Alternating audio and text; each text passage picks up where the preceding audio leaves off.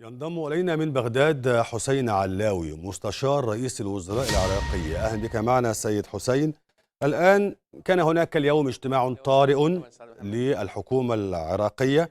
قررت هذه الحكومة اليوم أولا طرد السفيرة السويدية، سحب القائم بالأعمال، إيقاف ترخيص إريكسن السويدية، ثم بعد ذلك قام اللاجئ العراقي في السويد مرة أخرى بتدنيس المصحف بقدمه. كيف ستنتهي هذه الأزمة برأيك؟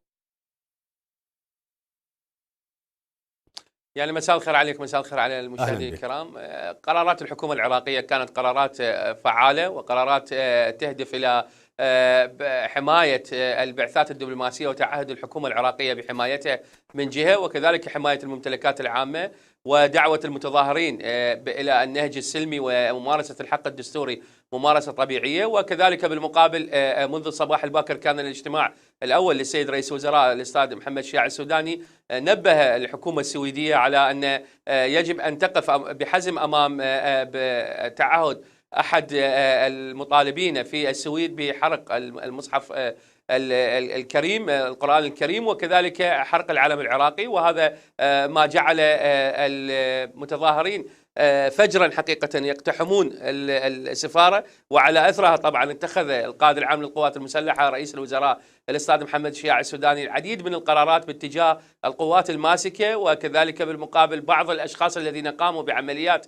الحرق والاقتحام، وكذلك بالمقابل إطلاق سراح الصحفيين الذين تم اعتقالهم في المواقع التي كانت في حادثة السفارة. وكذلك بالمقابل يبدو أن التصعيد جاء من الطرف السويدي على اعتبار أنهم لم يأخذوا بتعهد الحكومة العراقية من جهة، وكذلك بالمقابل استمروا بمنح رخصة الحرق للقرآن الكريم وكذلك العلم العراقي. وهذا بالتالي ما يعد منطلقا أساسيا من فعل الحكومة العراقية بطلب مغادرة السفيرة السويدية هنا في العاصمة بغداد، وكذلك سحب قام بالأعمال العراقي في السويد، يأتي في إطار منطلقنا الوطني والدستوري وكذلك الاجتماعي والإيماني الذي هو يرتبط بالإسلام، الذي هو يعد أحد المصادر الأساسية للدستور العراقي والسياق العراقي. يجب أن نحترم القرآن الكريم كونه الدستور يعني الماثل أمام المسلمين، ونحترم مشاعر كذلك العراقيين ومشاعر المسلمين الذين يعني يبلغون أكثر من 2 مليار نسمة. وبالتالي كان من المفروض على الحكومة السويدية وكذلك بالمقابل على الشرطة السويدية أن لا تمنح هذه الرخصة،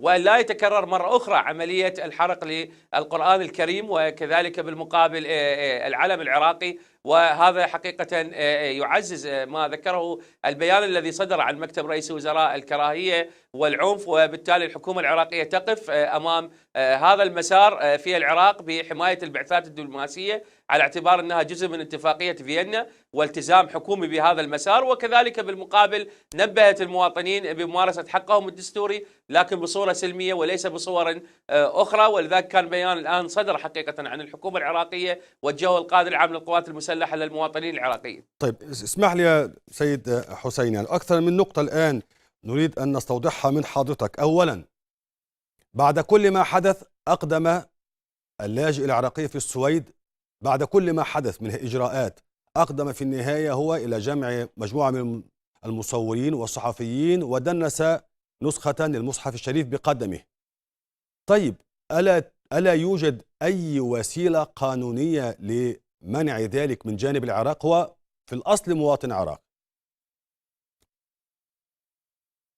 يعني العراق قبل فترة بأيام أصدر مذكرة قضائية عن مجلس القضاء الأعلى، وكذلك بالمقابل وفقا لقانون العقوبات جرم هذا الفعل الشنيع حقيقة، وأصدر كذلك مذكرة عبر الانتربول ومن خلال وزارة الخارجية العراقية إلى الجانب السويدي. وبالتالي كان من المفروض على الجانب السويدي حقيقة العمل بهذه المذكرة. هم يقولون أن هنالك حرية للتعبير وحق دستوري يمارسه المواطنين أو من يحق له اللجوء، لكن هذا المتهم سلوان الذي قام بتدنيس القرآن الكريم، وكذلك بالمقابل العلم العراقي هو الآن متهم، ومقدمة مذكرة قضائية قبيل الأزمة التي تصاعدت هنا في نعم. العاصمة بغداد وتم السيطرة عليها من قبل الحكومة العراقية. وبالتالي كان من المفروض عملية تطبيق للمطالبة القضائية والقانونية من قبل القضاء العراقي